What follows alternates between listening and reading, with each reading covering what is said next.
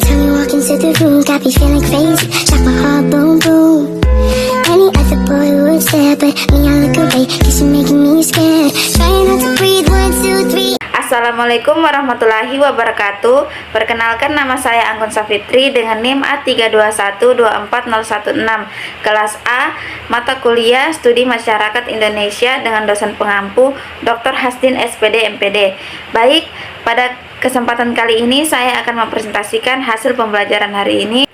Baik, yang pertama mengenai stratifikasi sosial masyarakat pedesaan dan perkotaan, di mana ada pelapisan sosial atau stratifikasi sosial, perbedaan masyarakat dalam kelas-kelas yang bertingkat atau hierarkis. Selanjutnya bentuk pelapisan sosial, yang pertama ada secara ekonomi dan yang kedua secara politik. Selanjutnya ada faktor lapisan sosial. Faktor lapisan sosial terbagi menjadi dua, yang pertama sengaja dibentuk atau sistem pembagian tugas, kekuasaan, dan wewenang secara resmi dalam organisasi formal. Yang kedua secara sendirinya atau jenis kelamin, usia, pendidikan atau kepandaian, keluarga, keturunan atau dan kekayaan. Selanjutnya ada sifat pelapisan sosial. Sifat pelapisan sosial terbagi menjadi tiga. Yang pertama ada sistem pelapisan tertutup, diperoleh tanpa usaha atau bawaan. Yang kedua sistem pelapisan terbuka, di mana diperoleh dengan usaha atau prestasi. Yang ketiga status pemberian, yaitu status yang diberikan oleh masyarakat sebagai penghargaan atau jasa. Selanjutnya ukuran pelapisan sosial. Ukuran pelapisan sosial terbagi menjadi 4. Yang pertama kekayaan, yang kedua kehormatan, yang ketiga kepandaian, dan yang keempat kekuasaan.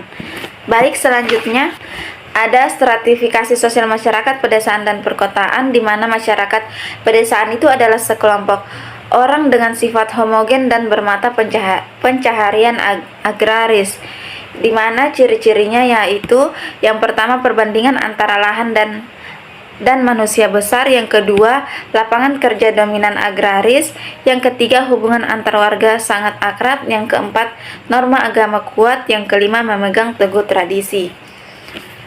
Kemudian juga ada masyarakat pedesaan itu adalah sekelompok orang dengan sifat heterogen dan bermata pencaharian non-agraris, di mana ciri-cirinya adanya heterogenitas hubungan antara penduduk kurang akrab atau egois dan idealisme, lapangan kerja dominan industri atau non-agraris, norma agama tidak begitu taat.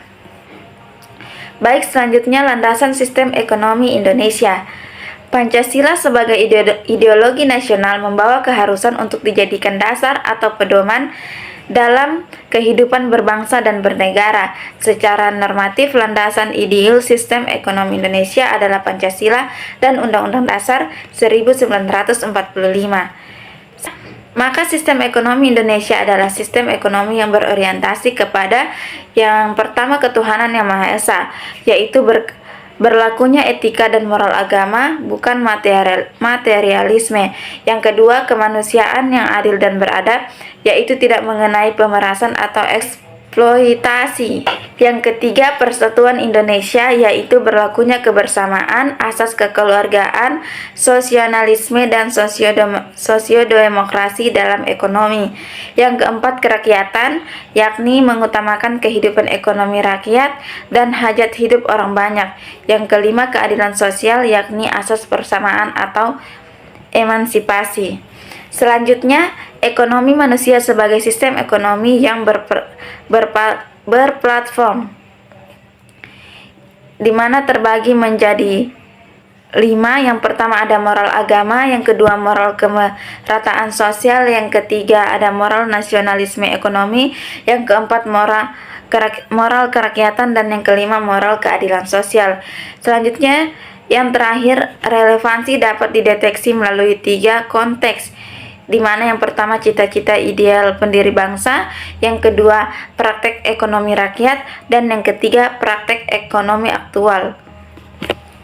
Baik, sekian presentasi yang dapat saya sampaikan. Lebih dan kurangnya saya mohon maaf. Saya akhiri. Wassalamualaikum warahmatullahi wabarakatuh.